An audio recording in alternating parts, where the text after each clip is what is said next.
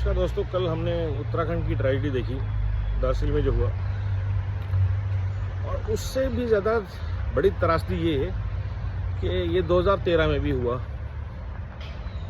और उस टाइम पे प्रिकॉशन लेने की बजाय हमने और ज़्यादा कंस्ट्रक्शन और ज़्यादा डेवलपमेंट शुरू कर दी केदारनाथ घाटी में, और ज़्यादा टूरिस्ट आने शुरू हुए जिनके लिए और ज़्यादा फैसिलिटीज़ बनी।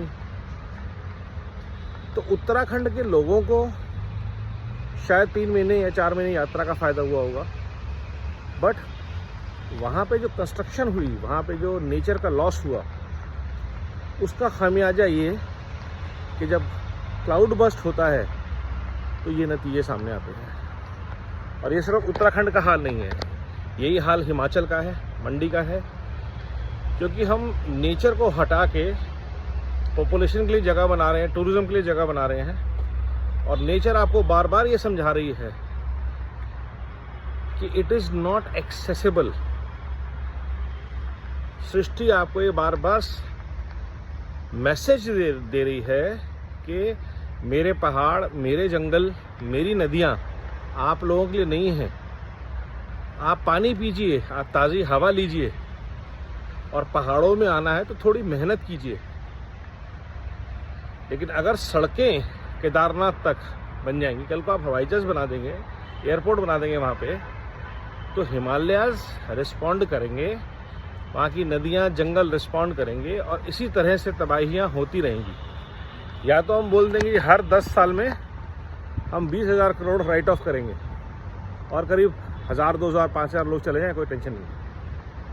और या हम नेचर के मैसेज का सम्मान करें और नेचर के रास्ते में आने वाली जितनी भी कंस्ट्रक्शन है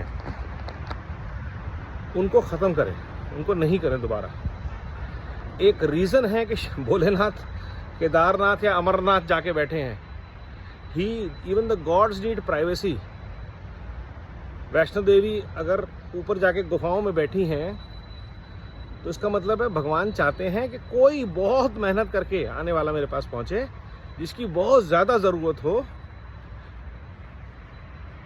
हर कोई हर हफ्ते, हर महीने उठ के अगर चलने लगेगा तो फिर पहाड़ों का, प्रकृति का, शिव के कैलाश का और वैष्णो देवी की गुफाओं का यही हाल होगा। और ये हम मानव निर्मित है। क्लाउड बस्ट जो होता है वो एक प्रेशर मोमेंट होता है कि जब आप नेचर में प्रेशर क्रिएट करते हैं, और नेचर प्रेशर क्रिएट नहीं कर रही है।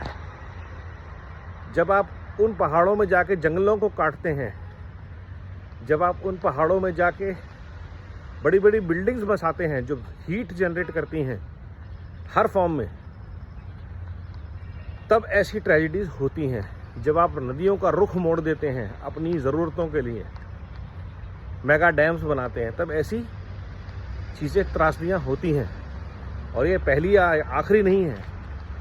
13, 18 ये होता रहेगा जब तक हम सबक नहीं लेते कि हमें सृष्टि के साथ बैलेंस में जीना है, एक सृष्टि सेवक के माइंडसेट से जीना है। चाहे हम इंडिविजुअल हैं, चाहे कम्युनिटी है, चाहे इंस्टीट्यूशन है, चाहे कॉरपोरेट है।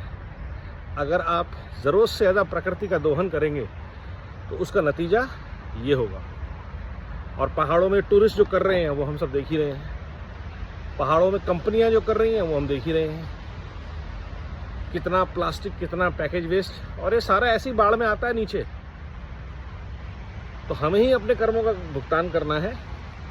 अभी ये सब बह के गंगा में, यमुना में, सब जगह आएगा। भगीरथ में अगर डैम बनेगा, भगीरथी में अगर डैम बनेगा तो कोई तो भगीरथ जाएगा उसे खोलने के लिए, और वो जो भगीरथ उसको खोलेगा तो फिर बह के निकलेगी गंगा, जो कहा गया है।